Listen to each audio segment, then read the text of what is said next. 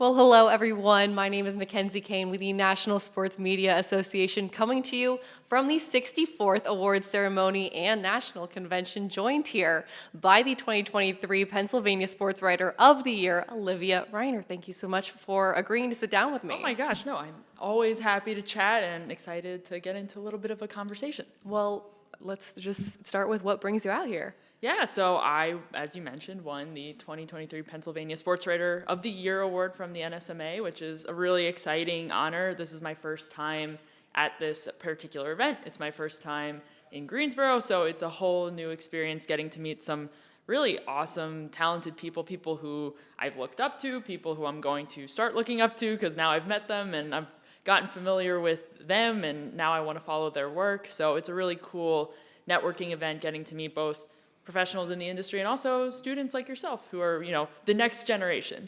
No, you're not too far removed from our generation. You're in your mid to late 20s now. Just walk me through, where you've progressed since college. Yeah, so I went to school at Northwestern University right outside of Chicago, and that was where I spent 4 years. I got my bachelor's and my master's there while I was at Northwestern. So I had a really great experience doing journalism, specifically broadcast journalism. That was my major when I was in school. And I always had a passion for sports too. I did a lot of sports related coverage while I was at school, working for my student broadcast television station. And as I was applying to jobs, looking around in my early career, kind of getting towards the end of my college experience, I kept a really open mind about what I wanted to do. I wasn't like, I have to go work for a small market local television station. I didn't necessarily feel super like this is what I need to go do. I was open to the idea of doing something digitally too. There were a lot of digital outlets that were incorporating video as well in their coverage. I also like to write as well, so I wanted maybe the opportunity to write if that opportunity presented itself. So I cast a pretty wide net in terms of the jobs that I was applying to. Not only was I applying to on-air roles at television stations in small markets, but I was also applying to digital video type of roles. And one role in particular was my first job out of school, which was the Packers multimedia reporter at the Green Bay Press-Gazette in Green Bay, Wisconsin. And that was a role where I would be, and what I actually ended up doing was a lot of live streaming on our social media platforms, doing like a daily live show, talking about the news of the day related to the Packers, answering questions on the spot from our audience, doing those shows before and after games, and then also like occasionally writing and occasionally getting to produce like feature type pieces as well. So it was a job where I got to do a lot of different things, which was something that I really enjoyed to do. So I was in Green Bay for 3 years. The first several months, the first season on the Packers beat, I was with the Green Bay Press-Gazette. I moved to the Milwaukee Journal-Sentinel, which continues to be the sister paper to the Press-Gazette. They're both owned by Gannett. And in that role, not only did I get to do Packers, mostly Packers, but I also got to do some Bucks and Brewers coverage as well. And then a few years ago, I got to start my last job, which was the Flyers beat reporter for the Philadelphia Inquirer, which is where I still work today, and now I'm on the Eagles beat. So it's been a meandering kind of path, but everything kind of building on top of each other. And the first job prepared me for this job and all that. So it's been a really fun journey so far, and I'm really lucky and I'm really grateful, but I've also worked really hard to be where I am too. Now, as we've both seen so far at this convention, there are people here who are in their first year in the job. There are people here who are in their 55th year in the job. Absolutely. And we've sort of seen how much this industry as a whole has evolved with from writing to broadcast. I interviewed a person who, in his time, they didn't even have radio broadcasts. It was all written. But you had mentioned streaming, and I'm curious what your thoughts are on, in this era of streaming, the fact that, Amazon Prime is now streaming Thursday Night Football. How do you think this age is affecting the world of sports media? Absolutely. I think it's huge, and it's such an easy way to reach your audience on their phone, on their laptops, wherever they are at. You're able to meet them where they are.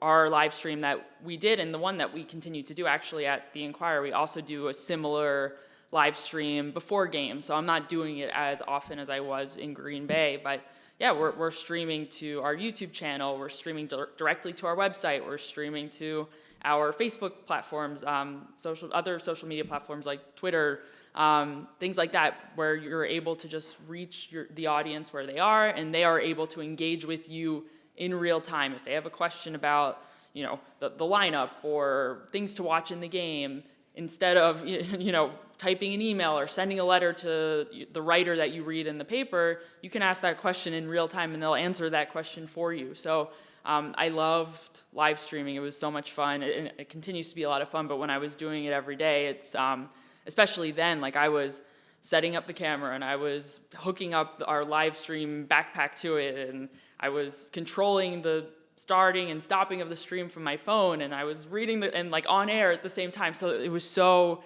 involved. It was a lot of work. I don't think all the time but at the same time, you don't want people to know how much work goes into it. You want it to make it look seamless and that you're just, doing your job on camera. So it was, I think it's continues to be a big part of my job.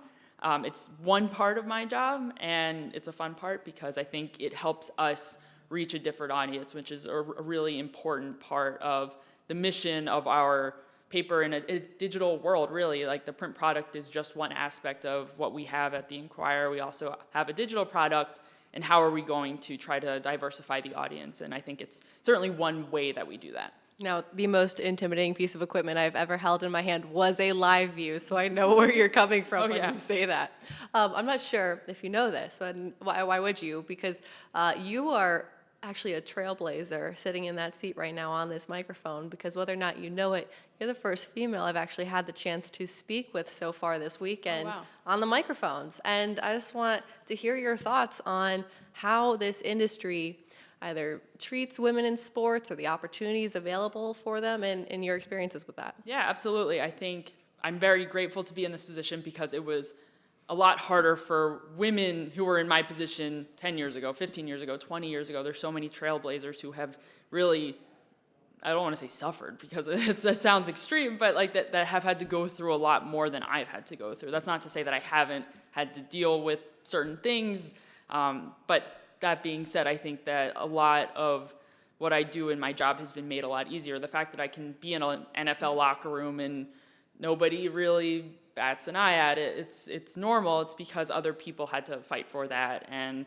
had to deal with the harassment that came with that in order to open up the door for people like me. So I'm very fortunate. I think it's really important to find other women in the industry. And when I used to cover the Flyers, when I was covering the NHL, there aren't nearly as many beat writers just in general covering the league as compared to the NFL. So as a result, there are also fewer women covering the NHL, and especially are on beats.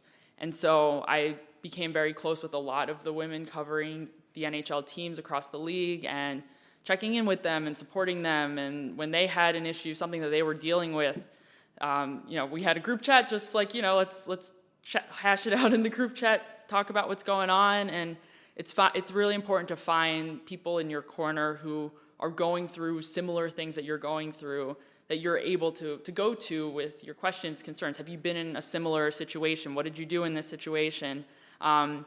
It's great to have that support system because it is like, we just have different experiences in the field, and I think it's important to be able to find your people who are going to be willing to support you. So I love being a woman in sports.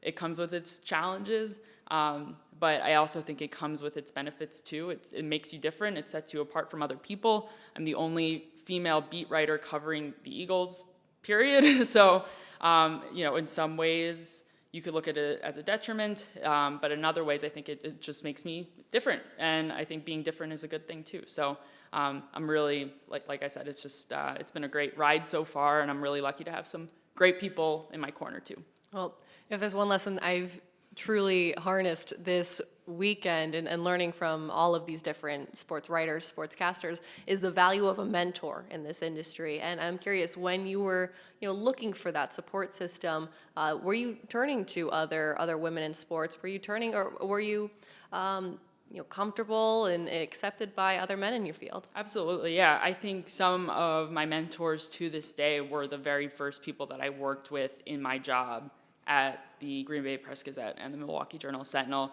and they were all guys, but they had been doing the job for such a long time. And I think that's also something that's so important for every young person coming into their field, is to just listen to the people who have been doing this for a long time. You don't have to agree with everything that they do, the way they do things, but they've been around for a while, they've seen a lot, they know the team that they're covering inside and out, and whatever information, knowledge, wisdom that they're willing to share, I think it's important to, at the very least, just listen and try to synthesize that and decide whether or not, okay, is this something that I want to take and internalize and use this to help guide me? Is this something that, maybe I don't really need this?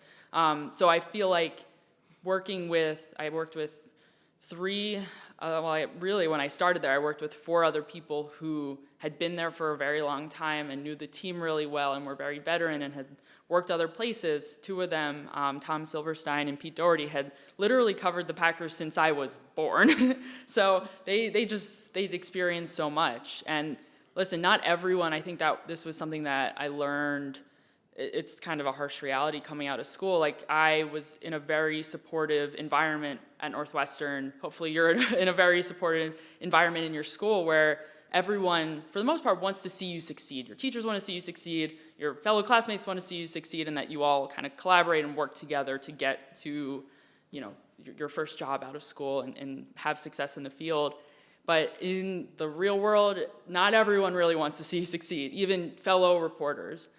So I think it's important that you do find those people who do want the best for you and that have your best interests in mind. And for me, I was really lucky that some of those people, I worked with them. So I continue, even though I don't work in Green Bay anymore and I don't cover the Packers anymore, I still reach out to them when I have questions or, hey, I have this idea for this story. Who do you think would be a good person to reach out to who might be able to lend their voice to that? And they've been able to help me with contacts or just advice, whatever it may be. So it's important relationships are important, whether it's with the sources, the people you cover, or it's the people you work with, the people that you rely on as mentors, and to continue to keep those relationships as you progress through your career. Now, I have seen, regretfully, with my generation, that in the age of social media, quality writing is becoming a dying art. And I'm curious, what are your tips, your thought process when it comes to harnessing that skill and just growing your talent as a writer? Yeah, I grew up loving to write. I was very much a creative person. I loved creative writing. I loved writing fiction stories and plays and music. I just loved to write. I didn't have an iPad or whatever kids have these, and I don't mean to sound like an old woman or something like that. Lawn. Yeah, exactly. I'm very much a child of the internet and things like that too. But I loved to write growing up. And then as I got a little bit older, as I mentioned, I was a broadcast student, and while writing was very much at the basis of my work as a broadcaster, I still I pivoted and focused more on video and production and being on camera and that sort of thing. So coming back into this job where now that I'm mostly writing, it's definitely been, it's now been a few years, but it's been a transition for sure. I think it's really important to read other people's work. I think reading and consuming other content's kind of a gross word, I think, but just other people and the things that they write, find people that whose work you really admire. There's so much great writing that is out there. Subscribe to your local newspaper, all that good stuff. I think just being a consumer of good writing is a really great way to become a better writer. And then also just getting reps and writing whenever you can. When I was covering the Packers, and like I said, I was mostly in a video role. The reason I said that, I had 4 people when I started, 4 colleagues covering the Packers with me when I started, is that one of them ended up leaving to cover, well, he didn't leave, but he started covering the Milwaukee Bucks for us. That was his full-time focus. So when he left, I went to my boss and I kind of said to him, I want to try to work on my writing chops a little bit more. I'd love to be able to, I didn't think that they weren't going to fill that role. So I was like, I'd be happy to step up more and write a little bit more, and so that's what I did. And you just get that experience of like paying attention to what my beat partners were doing, seeing how they went about writing and covering the team, and I tried to adopt some of that too. So yeah, I think that's really important. I think it's important to have a process when you're writing, whether it's, for me, I like to transcribe my interviews myself.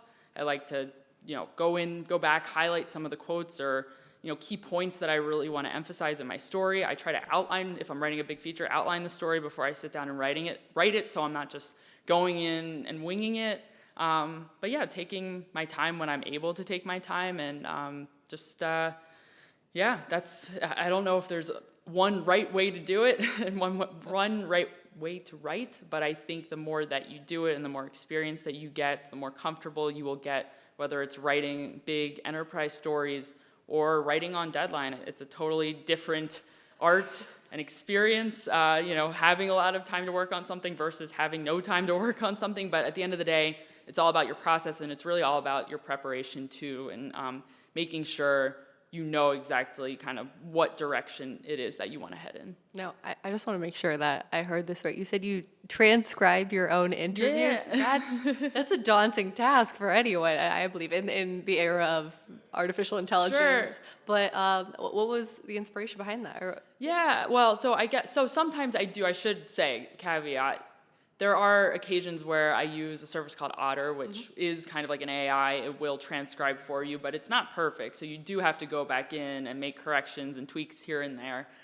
So if I'm writing a daily story and I need a couple quotes and I don't really feel like going through the whole transcript to go find the quotes that I need, sometimes I'll throw it into Otter and it'll spit out whatever it spits out, and then I have to go back and correct things. But if I am writing an enterprise story, like I'm working on a story right now where there's a few interviews that I did that were like on the longer side that I know I'm going to want use a lot of information from. I use a service, it's called oTranscribe, and it essentially, you are transcribing the interview manually, but it makes it a little bit easier to pause or to speed up or to go back a couple seconds if you miss something. And it's something that I think I've been using that since I was an intern. I was an intern at the Players Tribune in 2017, the summer of 2017. And one of my main jobs as an intern was to transcribe these interviews for these editors who were essentially synthesizing these interviews with the players that were writing their narratives, but to transcribe those interviews. And it's like, I don't know, when you're young and you're working at this company it's a lot of pressure to not screw that up. So you learn how to transcribe quickly and type really, good at typing, gotten good at typing and all that good stuff. So I personally, when it is some of those like longer, more in-depth interviews that I know are going to be important interviews in my story, I like to go back and go through them again and really make sure this is something that I want to use, even if I'm not using this quote directly. I want to use this information that they told me or paraphrase it. So yeah, that's definitely part of my process, is to transcribe some of those. Now, just before I let you go, I'd love to talk a little bit more about Philly. Yeah. And the fact that in such a short period of time from your transition from Green Bay to Philly, you ended up walking away with Pennsylvania Sportswriter of the Year. What do you think that says about not only your versatility, but about the Philly market and what we saw this past year? Yeah, it's crazy because there are so many great writers. I'm like, I don't really know how this happened, and I'm very honored, but just all of the names, and I do want to clarify, I'm the co-winner. There was another winner too, Mike Jensen, who was a longtime writer at the Inquirer too.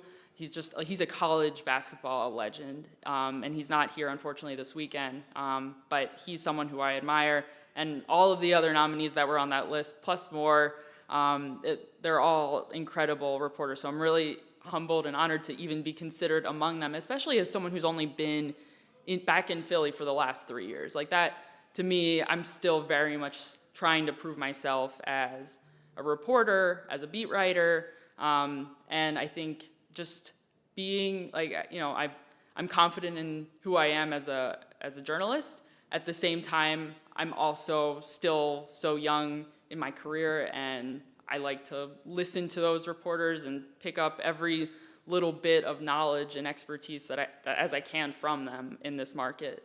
So yeah, it's crazy. It's really cool. I feel like I'm still so early and young in my career. I feel like I could be sitting in your seat right now. Like, there's still so much that I am learning in this job. And that's why, like, I don't know, I still, everyone, and we were just listening to a panel recently about, like, okay, you know, how do you get to this next job, whatever that next job is. But it is really so important to just, like, be really good at the job that you're in right now. And I get asked all the time, like, well, what's your dream job? What do you want to do? And, like, I know that I want to tell really great stories on big stages and things like that.